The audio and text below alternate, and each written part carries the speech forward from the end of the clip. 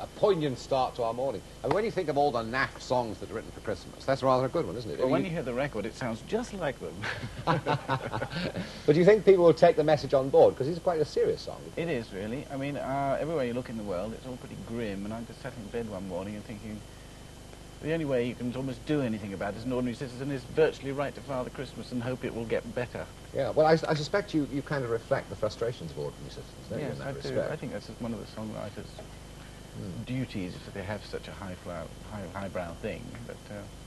But you look at the world we live in, and here we are approaching Christmas, and though, you know, lots of people in this country will have a smashing Christmas, lots of people will have a dreadful Christmas, and over the world people will have an awful Christmas. And I think, in a way, charity should begin at home, and if we could only sort out some of our problems at home, we'd be in a better position to sort out some of the problems abroad in plenty of time. We're not doing too well on our own patch, really. We're not, really, and if we could get that sorted out, we could sort out the other things, and one gets the feeling that terrible frustration, you know, as almost like a child, you know, an ordinary grown-up person in this country believes the government can do something. Why is so much money being spent on such wasteful things like atomic weapons? Are you going to sing that song in this concert you're planning, or you're part of? Will you tell us a bit about that? Yes, on Sunday, the 9th, at the London Palladium, there's a big comedy evening bonanza in aid of the Oncology Fund. Which is? Oncology is new, folks. It's basically the name for the treatment of cancer patients. And a lot of money goes to cancer research, but virtually none to oncology.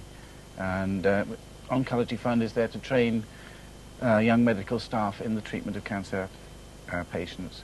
And the National Health would love to do it, but haven't got the money. You know, one of the most reassuring things of life, and I get it here, we all get it here, is that as money dries up in various places, enormous numbers of people are still beavering away, determined that their own particular kind of charity and their own particular work should continue. Absolutely. It's a hell of a problem, you know. I mean, dozens of letters a week, you know, will you contribute this? Can you do that? Yeah. Can you appear there? Yeah. But that is reassuring in a way, isn't it? It is. I mean, it's nice to know that charity, you know, is supported on every level. It's just a shame that it has to be so much of it comes from the ordinary people when they're, you know, a lot more could come from a bit more organisation elsewhere. Well, for the time being, thank you very much, dude. Is the news getting any better this morning? Because it's sport now, and you know, are you interested in cricket? You know, you've heard this Bombay Test match. Yes, I know. I mean, that's sort of masochism. Oh. I think I might close my ears. Well, David Icke has got the voice. I should actually. Really? Best thing It's to as do, bad as that, is it? As bad as that.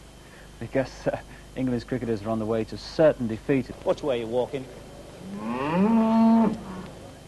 Until then, Bob Whittaker looked every inch the rural man. We've actually got a rural man as our guest of the day, Neil Innes, alias Mr. Nasty, alias The Ruttles, and Bonzo Dog Doodah Band. And you live in Suffolk? Yes, I've moved. I quit the metropolis for the country lanes and fields. I love your nice countryside shirt. Oh, this is media. This is number. back in the city. One of the things we decided was to move right out or right into the city, and we found that when we sneaked off for holidays in the country, it took at least 3 or 4 days to sort of wind down to the pace, and so now living in the country, we live at a sort of reasonably relaxed way, and then when you come to the city, it's sort of exciting, big buildings, traffic. But you haven't really moved back at all, have you? I mean, you've got the mix, you come back to the city and so on. I mean, Oh, yes. When I see that, I mean, it takes me back to my roots in Oswestry, you know, small country market town. I think, what the hell am I doing in this big city, rattling around? Why don't I go back there? It's great to have the mix. Yeah. Mm. Do you actually keep animals on the farm? Apart from a We've dog or got something?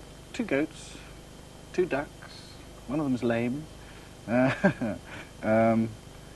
very elderly cockerel called Samson, and there's 2 other hens, but one hen managed to have 4 babies. This is fascinating stuff, isn't But it? it is. How do you feel when you see pictures of the Vegetarian Society and others who are saying it's cruel to keep animals, to kill animals? I don't know. I mean, everyone has certain ideas and things. I personally think that we are designed as omnivores. I think, you know, what? Omnivores, not carnivores or herbivores, but omnivores. People who eat everything.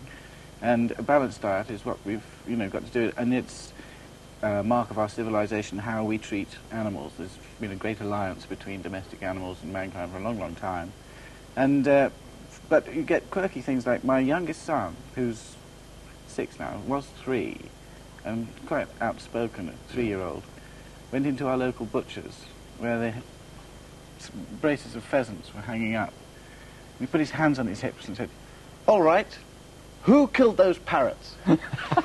And it was rather good. Actually, the meat trade is worried about this growing field, that we shouldn't eat meat. I mean, for example, they've done one or two interesting things. Instead of trotting around in kind of blood-soaked tops and trousers, they put nylon ones on to sort of remove actually the sight of blood. They're very worried about this kind of drop in the sale of meat. Trying to find euphemisms so they're not called butchers, aren't they? Well, I think it's more complicated than that, because they suddenly found that growing a lot of grain, it was the best, most profitable way was to turn it into meat, and it was a conscious effort to sort of give meat, I suppose after the war years and things like that, lots of things had to be taken into consideration. It's an interesting sort of knock-on thing, that sort of suddenly society can suddenly decide to change, that it wants it to remove itself from the bloodier aspects of it.